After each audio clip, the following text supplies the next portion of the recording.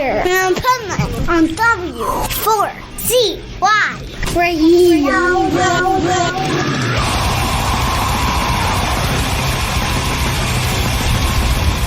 Yo, it's the Pipeman, and I'm back for Motivational Monday and Positively Pipeman here on the Adventures of Pipeman with our expert guest on today's segment.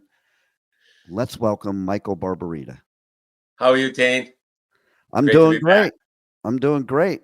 I understand we're going to talk about some strategic partnerships and joint ventures today, and we kind of almost have that because you're a consistent guest on the Adventures of Pipeman and giving people the amazing, powerful business strategies that you have in your book and that you share with your business Next Step CFO. Excellent. Yes. So let's hear it.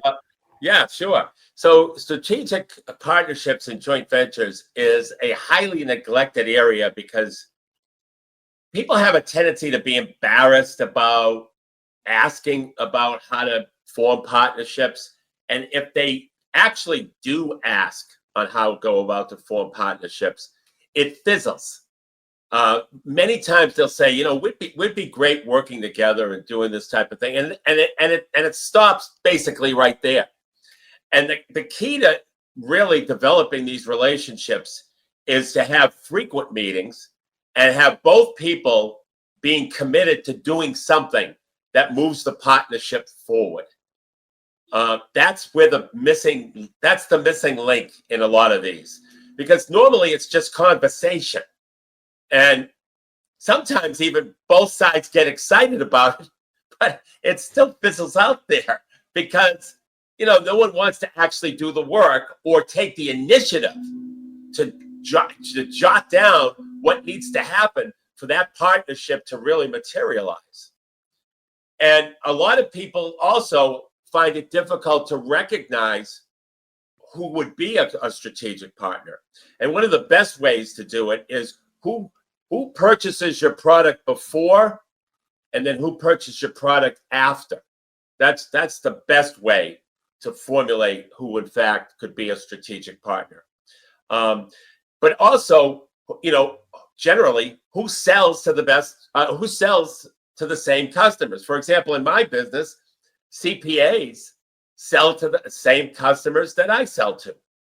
Now, CPAs, for the most part, do taxes and look at things from an historical perspective, where a CFO and a strategic implementation specialist like we are forward-looking and we help implement strategy. Right. And those strategies, some of the strategies the CPA certainly knows about, but doesn't really show the business owner how to implement. Yeah. See, there's a big difference, Steve, between learning and implementation.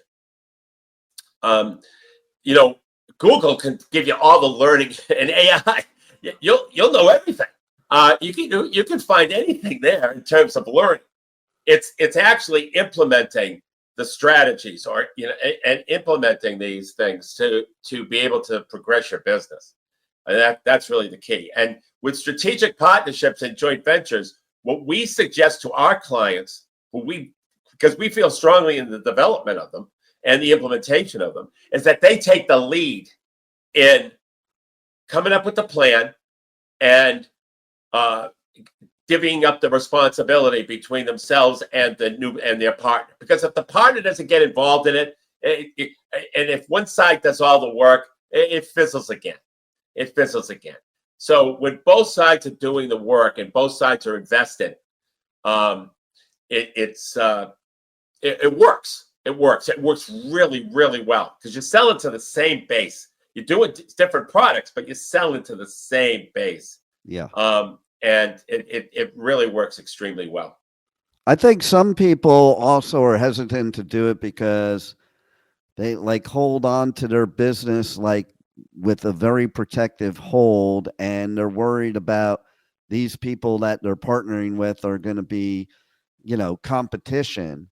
But as you explained, they're not competition. They're not going after the same dollars. They're not going selling the same services or products, but they are selling complementary or related that, these clients, they're going to use that type of person anyway, in addition to you. So it might as well be a joint venture or partnership. So it makes it easier on them, on you, and everybody wins.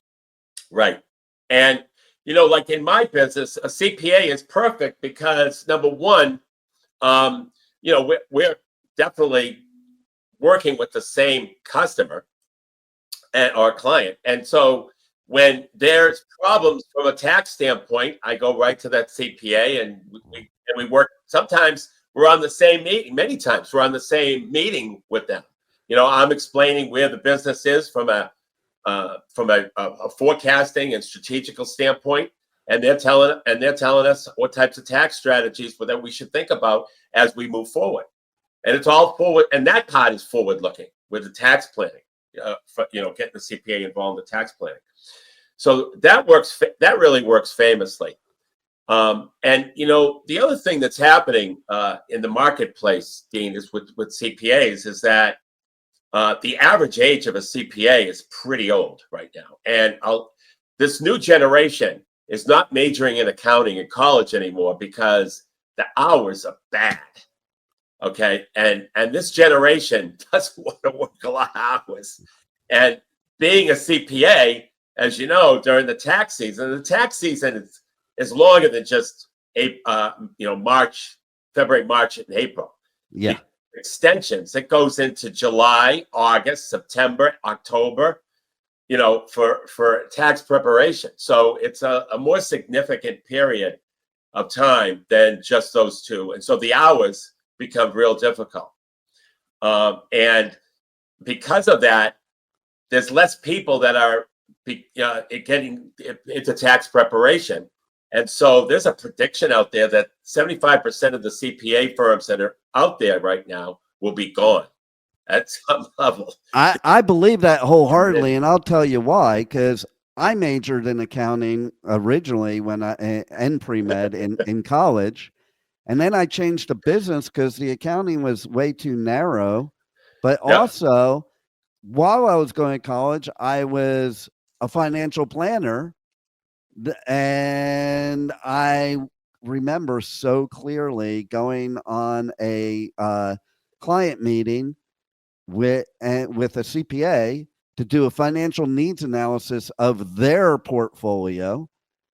And I was like, why am I doing accounting? I make more money than this guy, and he's been doing it for 10 years, and I'm still in college. And so that really changed my mind for my generation. It's like, it's like you said, it's long hours. It's a lot of work. It can be boring work, and the pay isn't as much as people would think. And that CPA exam is the hardest exam you could probably take, between that, the CFP and the bar, those are the top 3 hardest exams you can absolutely take. And it's funny because I was CFP, and you learned a lot of the accounting principles in CFP. And I even saw CPAs fail the CFP the first time, the final exam, which a lot of people do. And it just it opened my eyes that, hey, exactly what you're talking about now. I think there's somebody that could be in the business and doesn't have to just be a tax preparer or CPA. Right. A lot of the CPAs now are going into tax planning only, which is helping them in terms of hours and helping them in terms of even revenue per client. Because the historical nature of the CPA is hurting the industry. Okay, where the CFO or tax planner even is future.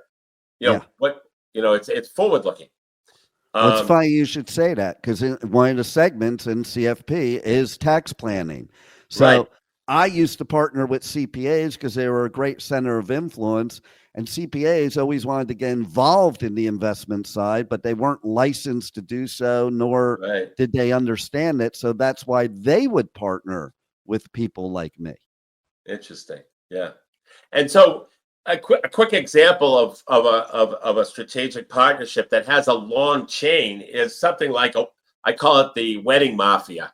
You have the jeweler, you have the jeweler, then you have the banquet, you have the person who sings at the church, you have the reception DJ, the actual reception place, the honeymoon.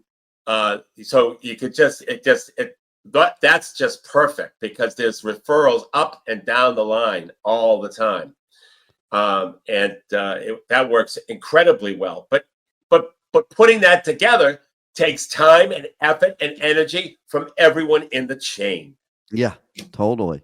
Real estate's another example too. Like people that sell real estate, they have partnerships with attorneys, with title companies, with mortgage companies. With it goes all the way down the line. Everything you would need to buy a house. So partnerships and joint ventures they're beneficial for everybody. Absolutely. And those are my examples. So we're on this podcast now, but there's more information that can be had. That especially what we do in our business with strategic implementation, and we can show you a step-by-step process on how to. We can give you a step-by-step roadmap on how to go about forming these partnerships, and they're very productive. Oh God! And just like driving somewhere, you need a GPS to know where to go, and that's why they need to reach out to you because you can provide them that GPS roadmap. So how do people reach out to you? How do they get involved with you that they could get more information about this and even like check out your book and even all the other, and you have something special to offer them too. So let's tell them about that. Right. Yeah. So you could go to nextstepcfo.net. You can download our book for free. It's our contribution to the business world. All of our strategies are in the book. Both business strategies and financial strategies. But we'd love to do a book interview because what we do is because business is always changing and we update our book every year or so. And so with different things that are happening in the economy, like now tariffs, interest rates, we don't know if they're going down. They get pressure to go down, but we don't know. With all this uncertainty, we like to keep our book updated and we know our strategies work. We just like some industry information to prove what we already know. And so when we interview people, we interview from an industry perspective. We ask them, it's real quick. It's 60 minutes on Zoom. I present strategies for my book. And then we ask the interviewee, the business owner, if the strategy was to be implemented in your industry, what would the impact be? And then I document it for the book. And that's it. And you can go to nextstepcfo.net/contact, fill out the contact form, and in the message section, put the words book interview. Be happy to contact you and we could get it scheduled. Nice. Well, once again, you're a wealth of information here on Positively Pipeman segment of the Adventures of Pipeman here on W4CY Radio. And I urge our listeners to reach out to you because you can help them in so many different ways, not just this subject. So thanks, Michael Barbarita, for being here, and thanks for being on the Adventures of Pipeman. Thank you for having me, Dean. Thank you for listening to the Adventures of Pipeman on W4CY Radio.